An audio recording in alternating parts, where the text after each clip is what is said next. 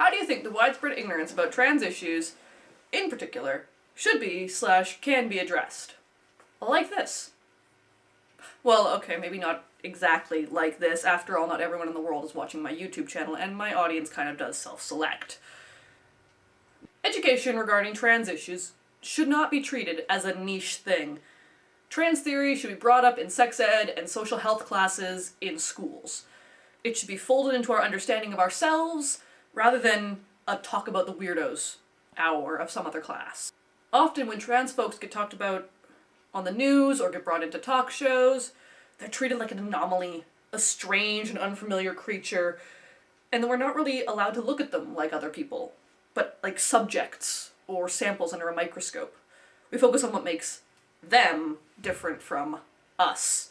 And I am putting air quotes in there because I'm one of them!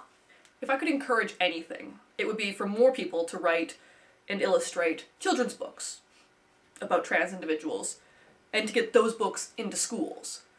Just like books about having two mommies, or about two male penguins who raise a chick, these would help build a lifetime of acceptance rather than ignorance and hatred. In all things, we really need to get kids started as young as possible on accepting and loving everyone, regardless of how alike or different they are from themselves. It's about accepting people for who they are, instead of judging them because you don't know anything about them. Obviously, though, that's a bit of a daydream. A not unattainable one, just a little bit further into the future. In the meantime, the best thing to do is to listen to trans people's stories. There are countless blogs out there, there's my videos, there's hundreds and thousands of other videos on YouTube about the trans experience, about what it means to be trans, about what we feel, how we get through life. Listen to those, read those stories, and when someone says something problematic around you, link them to those stories, send them those videos, repeat the words if you have to, if they're not willing to listen to the videos themselves. We can tell our stories. And until our stories are accepted as people's stories, as just stories of the populace, we have to keep working to educate. We're out here, and we want to be accepted and understood, and we can tell you a whole lot about how to talk to us and about us. As someone who identifies as genderqueer, how do you deal with public bathrooms and changing facilities at things like swimming pools and gyms? As I've said in a previous video, I grew up thinking of myself as a girl. During that time, I got pretty used to the politics and practices involved in shared women's changing spaces and in public women's washrooms. When I stopped identifying as a girl, I had a moment of, oh shit, what do I do now? With regards to bathrooms and change rooms. And as far as I can tell, it's a pretty common experience for non-binary folks just finding themselves out.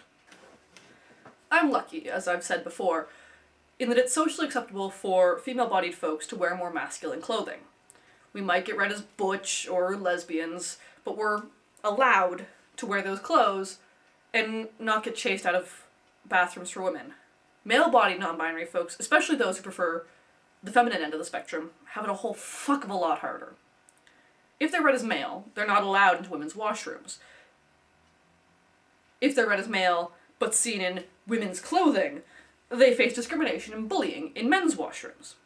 I also suspect that there's a lot about the politics of men's changing spaces in public washrooms that I'm not aware of, given that I didn't grow up with them and that I hardly ever use them. So, for the most part, I use women's washrooms in public spaces. For one, it's all stalls, and thus a lot easier to avoid awkward conversation. For another, they're guaranteed to have those little garbage bins in them, which is occasionally necessary. The way I deal with change rooms is by, well, not using them. I don't go swimming often, and when I do, I go to the beach. A large part of my avoidance of swimming pools is swimsuits, and how they interact with my body and my dysphoria.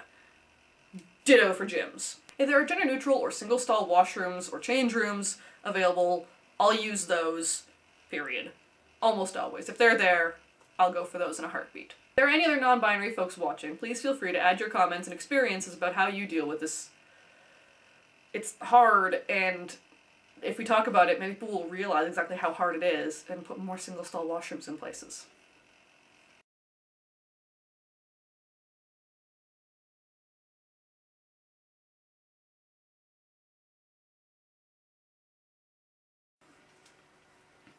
Ah! Oh shit, oh shit, oh shit. Where'd it go, where'd it go, where'd it go? There we go.